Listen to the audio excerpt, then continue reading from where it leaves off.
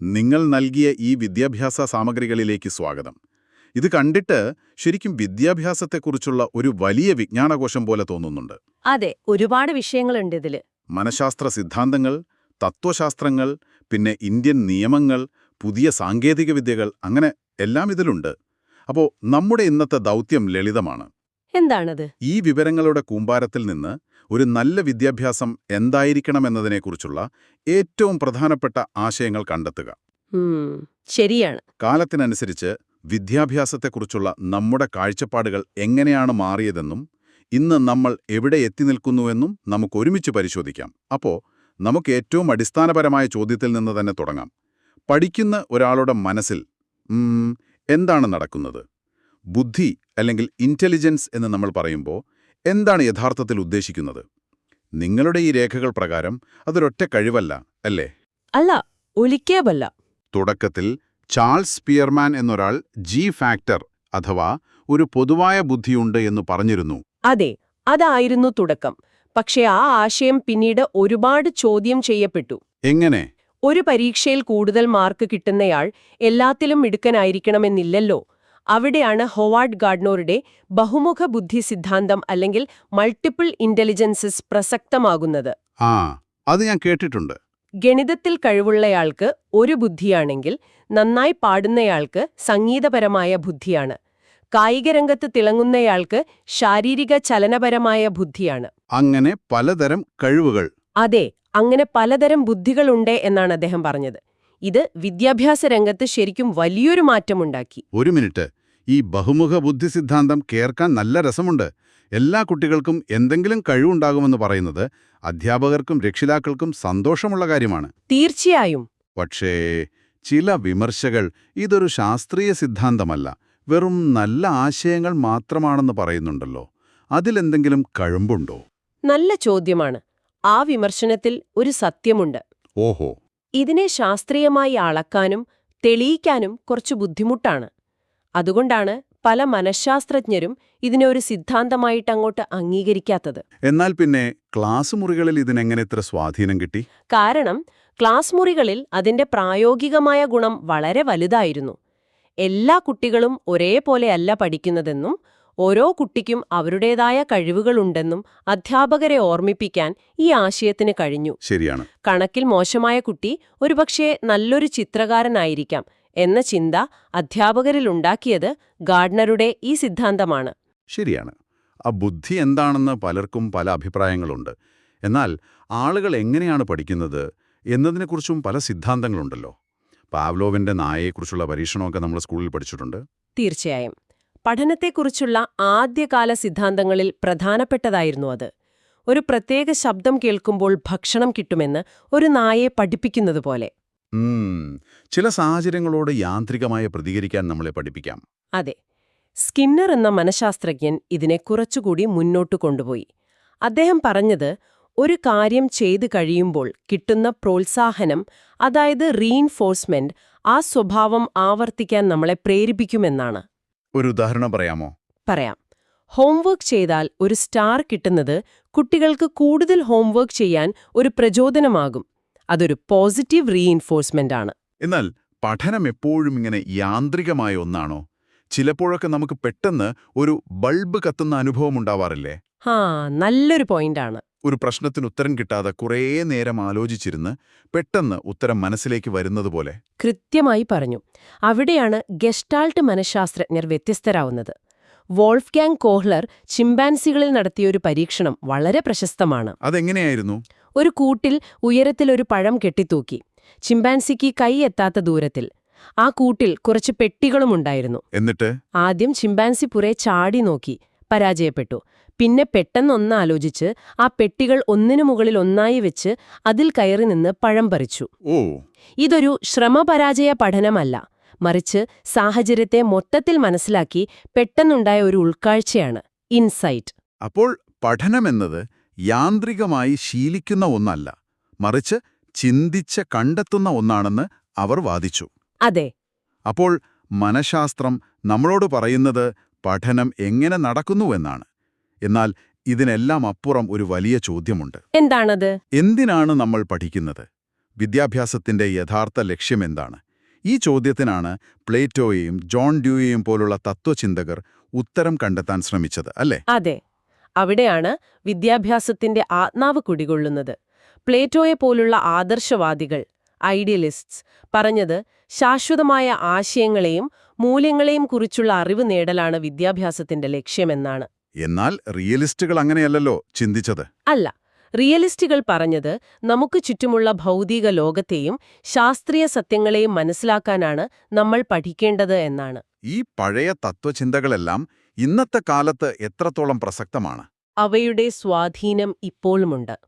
പക്ഷേ 20-ാം നൂറ്റാണ്ടിൽ വന്ന ജോൺ ഡ്യൂയിയെ പോലുള്ളവരാണ് ആധുനിക വിദ്യാഭ്യാസത്തെ ശരിക്കും മാറ്റിമറിച്ചത്. പ്രവൃത്തിയിലൂടെ പഠിക്കുക, ലേണിംഗ് ബൈ ഡൂയിങ്.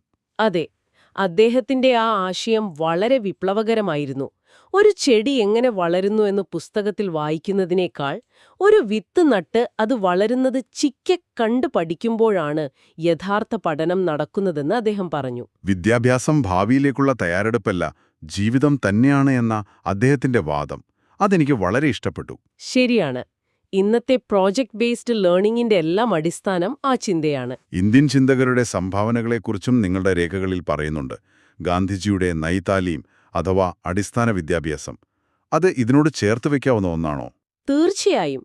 ഗാന്ധിജിയുടെ ആശയവും പ്രായോഗിക പഠനത്തിന് ഊന്നൽ നൽകുന്നതായിരുന്നു. തൊഴിൽ പഠിക്കുന്നതിലൂടെ അറിവ് നേടുക. അതെ, അതുവഴി കുട്ടികൾ സ്വയം പര്യാപ്തരാകണം എന്നായിരുന്നു ഗാന്ധിജി വിശ്വസിച്ചത്. ടാഗോറിന്റെ ശാന്തിനികേതനാകട്ടെ പ്രകൃതിയുമായി ഇണങ്ങിച്ചേർന്ന് കലകൾക്കും സർഗാത്മകതയ്ക്കും പ്രാധാന്യം നൽകിയുള്ള ഒരു പഠനരീതിയാണ് മുന്നോട്ടുവെച്ചത്. ക്ലാസ് മുറിയുടെ 4 ചുമരുകൾക്കുള്ളിൽ ഒതുങ്ങേണ്ട ഒന്നല്ല വിദ്യാഭ്യാസം എന്ന് ഇരുവരും വിശ്വസിച്ചു. കൃത്യമായി. അപ്പോൾ വിദ്യാഭ്യാസത്തിന്റെ ലക്ഷ്യം കേവലം അറിവ് നേടുക എന്നതല്ല, മറിച്ച് ഒരു നല്ല മനുഷ്യനാവുക, സമൂഹത്തിൽ മാറ്റങ്ങൾ കൊണ്ടുവരിക എന്നൊക്കെയാണ് ഈ ചിന്തകരെല്ലാം പറയുന്നത്. അതെ, ബ്രസീലിയൻ ചിന്തകനായ പൗലോ ഫ്രെയർ പറഞ്ഞത് വിദ്യാഭ്യാസം സാമൂഹിക മാറ്റത്തിനു വേണ്ടിയുള്ളതായിരിക്കണമെന്നാണ്. നിലവിലുള്ള വ്യവസ്ഥിതിയെ ചോദ്യം ചെയ്യാനും മികച്ചൊരു ലോകം സൃഷ്ടിക്കാനും. അതെ, അതിന് വിദ്യാഭ്യാസം വ്യക്തികളെ പ്രാപ്തരാക്കണം. കുട്ടികളുടെ സ്വാതന്ത്ര്യത്തിനും വ്യക്തിത്വ വികാസത്തിനും പ്രാധാന്യം നൽകുന്ന മോണ്ടിസോരി രീതിയും ഇതേ കാഴ്ചപ്പാടിന്റെ ഭാഗമാണ്. ശരി. അപ്പോൾ പഠനം എങ്ങനെ നടക്കുന്നു എന്നതിനെക്കുറിച്ചും എന്തിന് പഠിക്കണമെന്നതിനെക്കുറിച്ചുമുള്ള ഈ വലിയ ആശയങ്ങളെല്ലാം എങ്ങനെയാണ് കുട്ടികൾ സ്കൂളിൽ പഠിക്കുന്ന പാഠങ്ങളായി മാറുന്നത്? നമുക്ക് പാഠ്യപദ്ധതിയെ, അതായത് കരിക്കുലത്തെക്കുറിച്ച് സംസാരിക്കാം. ഓക്കെ. പുസ്തകത്തിലെ പാഠങ്ങൾ മാത്രമല്ലല്ലോ കരിക്കുലം. ഒരിക്കലുമല്ല. അവിടെയാണ് മറഞ്ഞിരിക്കുന്ന പാഠ്യപദ്ധതി അഥവാ ഹിഡൻ കരിക്കുലം എന്ന രസകരമായ ആശയം വരുന്നത്. മറഞ്ഞിരിക്കുന്ന പാഠ്യപദ്ധതിയോ? അതെന്താണ്? സ്കൂളിൽ നിന്ന് നമ്മൾ ഔദ്യോഗികമായി പഠിപ്പിക്കാതെ പഠിക്കുന്ന ഒരുപാട് കാര്യങ്ങളുണ്ട്. ഉദാഹരണത്തിന്, കൃത്യസമയത്ത് സ്കൂളിലെത്തുന്നത്, സമയനിഷ്ഠ പഠിപ്പിക്കുന്നു. ശരിയാണ്. ടീച്ചർ സംസാരിക്കുമ്പോൾ മിണ്ടാതിരിക്കുന്നത്, അധികാരികളെ ബഹുമാനിക്കാൻ പഠിപ്പിക്കുന്നു. മത്സരങ്ങളിൽ പങ്കെടുക്കുന്നത്, ജയവും തോൽവിയും എങ്ങനെ കൈകാര്യം ചെയ്യണമെന്ന് പഠിപ്പിക്കുന്നു. ഓ, അപ്പോൾ ഇതൊന്നും പാഠപുസ്തകത്തിലുണ്ടാകില്ല? ഇല്ല. പക്ഷേ സ്കൂൾ ജീവിതത്തിന്റെ ഭാഗമായി നമ്മൾ പഠിച്ചെടുക്കുന്ന മൂല്യങ്ങളും പെരുമാറ്റച്ചട്ടങ്ങളുമാണിത്. അതൊന്ന് വിശദമാക്കാമോ? സ്കൂളിൽ പഠിപ്പിക്കാത്ത കാര്യങ്ങൾക്കും ഒരു പേരുണ്ടെന്നോ? അതെനിക്ക് പുതിയ അറിവാണ്. അപ്പോൾ ഇതിന്റെ വിപരീതവും ഉണ്ടാകുമോ? അതായത് പഠിപ്പിക്കേണ്ടിയിരുന്നിട്ടും പഠിപ്പിക്കാതെ വിട്ടുകളയുന്ന വിഷയങ്ങൾ? തീർച്ചയായും. അതിനെ ശൂന്യ പാഠ്യപദ്ധതി അഥവാ നൾ കരിക്കുലം എന്ന് പറയും. Null curriculum. അതെ. സാമ്പത്തിക കാര്യങ്ങൾ എങ്ങനെ കൈകാര്യം ചെയ്യണം, അതായത് ഫൈനാൻഷ്യൽ ലിറ്ററസി, മാനസികാരോഗ്യം എങ്ങനെ സംരക്ഷിക്കണം, അല്ലെങ്കിൽ ഒരു ജനാധിപത്യ സമൂഹത്തിലെ പൗരന്റെ കടമകൾ എന്തൊക്കെയാണ്, അതെ, തുടങ്ങിയ പല സുപ്രധാന വിഷയങ്ങളും പലപ്പോഴും നമ്മുടെ സ്കൂൾ പാഠ്യപദ്ധതിയുടെ ഭാഗമാകാറില്ല. എന്തുകൊണ്ട് ചില വിഷയങ്ങൾ പഠിപ്പിക്കുന്നു, ചിലത് പഠിപ്പിക്കുന്നില്ല എന്ന ചോദ്യം തന്നെ വളരെ പ്രധാനപ്പെട്ട ഒന്നാണ്. അപ്പോൾ ആരാണ് ഈ പാഠ്യപദ്ധതി തീരുമാനിക്കുന്നത്? ഇതിന് എന്തെങ്കിലും മാതൃകകളുണ്ടോ? ഉണ്ട്. റാൽഫ് ടെയ്ലറുടെ മാതൃക വളരെ പ്രശസ്തമാണ്. അതൊരു മുകളിൽ നിന്ന് താഴേക്ക് അല്ലെങ്കിൽ ടോപ്പ് ഡൗൺ സമീപനമാണ്.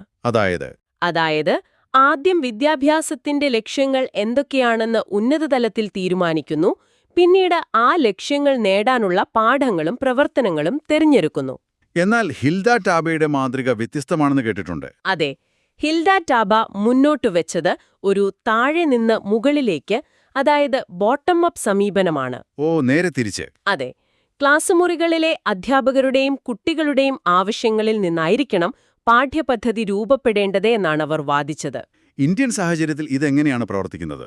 നമുക്ക് വിദ്യാഭ്യാസ അവകാശ നിയമം പോലെയുള്ളവയുണ്ടല്ലോ. അതെ, 2009 വിദ്യാഭ്യാസ അവകാശ നിയമം റൈറ്റ് ടു എഡ്യൂക്കേഷൻ ആക്ട് ഒരു ചരിത്രപരമായ മുന്നേറ്റമായിരുന്നു. 6നും 14നും ഇടയിൽ പ്രായമുള്ള എല്ലാ കുട്ടികൾക്കും സൗജന്യവും നിർബന്ധിതവുമായ വിദ്യാഭ്യാസം. അതെ, അതൊരു മൗലികാവകാശമാക്കി മാറ്റിയ നിയമമാണത്. ഇപ്പോൾ സർവശിക്ഷാ അഭിയാൻ അഥവാ SSA പോലുള്ള പഴയ പദ്ധതികളെല്ലാം സംയോജിപ്പിച്ച് സമഗ്ര ശിക്ഷ എന്ന വലിയൊരു പദ്ധതിക്ക് കീഴിലാണ് ഇന്ത്യയിലെ സ്കൂൾ വിദ്യാഭ്യാസം മുന്നോട്ടു പോകുന്നത്. അപ്പോൾ നമ്മൾ മനസ്സിനെക്കുറിച്ചും തത്വചിന്തയെക്കുറിച്ചും പാഠ്യപദ്ധതിയുടെ ഘടനയെക്കുറിച്ചുമെല്ലാം സംസാരിച്ചു. എന്നാൽ ഇന്ന് നമ്മൾ ഒരു ക്ലാസ് മുറിയിലേക്ക് കയറി ചെന്നാൽ കാണുന്ന കാഴ്ച അത് ഇതിൽ നിന്നെല്ലാം വളരെ വ്യത്യസ്തമായിരിക്കും. സാങ്കേതികവിദ്യ വലിയൊരു പങ്ക് വഹിക്കുന്നില്ലേ? വളരെ വലിയ പങ്ക്. അതിലൊന്നാണ് മൂക്കുകൾ. Massive open online courses. അതെ, ലോകത്തെ മികച്ച യൂണിവേഴ്സിറ്റികളിലെ കോഴ്സുകൾ ആർക്കും എവിടെയിരുന്നും പഠിക്കാനുള്ള അവസരമാണ് ഇത് നൽകിയത്. അതോടൊപ്പം ക്ലാസ് റൂമുകളിൽ തന്നെ വലിയ മാറ്റങ്ങൾ വന്നു. അതിലൊന്നാണ് ഫ്ലിപ്ഡ് ലേണിംഗ്. അതെന്താണ് ഫ്ലിപ്ഡ് ലേണിംഗ്? പേര് കേൾക്കാൻ കൗതുകമുണ്ട്. ആശയം വളരെ ലളിതമാണ്. സാധാരണ ക്ലാസ്സുകളിൽ ടീച്ചർ പഠിപ്പിക്കുകയും കുട്ടികൾ വീട്ടിൽ പോയി ഹോംവർക്ക് ചെയ്യുകയുമാണ് പതിവ്, അല്ലേ? അതെ. ഫ്ലിപ്ഡ് ക്ലാസ് റൂമിൽ ഇത് നേരെ തിരിച്ചിടും. ഓ. ടീച്ചർ പഠിപ്പിക്കുന്ന വീഡിയോകളോ മറ്റു പാഠങ്ങളോ കുട്ടികൾ വീട്ടിലിരുന്ന് പഠിക്കും. ക്ലാസ്സിൽ വരുന്ന സമയം ആ വിഷയത്തെക്കുറിച്ചുള്ള സംശയങ്ങൾ ചോദിക്കാനും ചർച്ചകൾക്കും പ്രോജക്റ്റുകൾ ചെയ്യാനും ഉപയോഗിക്കും. അപ്പോൾ അധ്യാപകൻ ഒരു പ്രഭാഷകൻ എന്ന റോളിൽ നിന്ന് മാറി ഒരു വഴികാട്ടി അഥവാ ഫെസിലിറ്റേറ്റർ ആകുന്നു. കൃത്യമായി. പഠനത്തിന്റെ ഉത്തരവാദിത്തം കൂടുതൽ കുട്ടികളിലേക്ക് വരുന്നു. അപ്പോൾ സാങ്കേതികവിദ്യയുടെ അടുത്ത ഘട്ടം എന്തായിരിക്കും? ആർട്ടിഫിഷ്യൽ ഇന്റലിജൻസും വെർച്വൽ റിയാലിറ്റിയുമൊക്കെ വിദ്യാഭ്യാസത്തെ എങ്ങനെയാണ് മാറ്റാൻ പോകുന്നത്? അതിന്റെ സാധ്യതകൾ വളരെ വലുതാണ്. ആർട്ടിഫിഷ്യൽ ഇന്റലിജൻസിന് ഓരോ കുട്ടിയുടെയും പഠനരീതി മനസ്സിലാക്കി അവർക്ക് അനുയോജ്യമായ രീതിയിൽ പാഠങ്ങൾ നൽകാൻ സാധിക്കും. അതായത് ഓരോ കുട്ടിക്കും ഒരു പേഴ്സണൽ ട്യൂട്ടറെ കിട്ടുന്നതുപോലെ. അതെ. വെർച്വൽ റിയാലിറ്റി ആകട്ടെ പഠനത്തെ ഒരു അനുഭവമാക്കി മാറ്റും. ഒന്ന് വിശദമാക്കാമോ?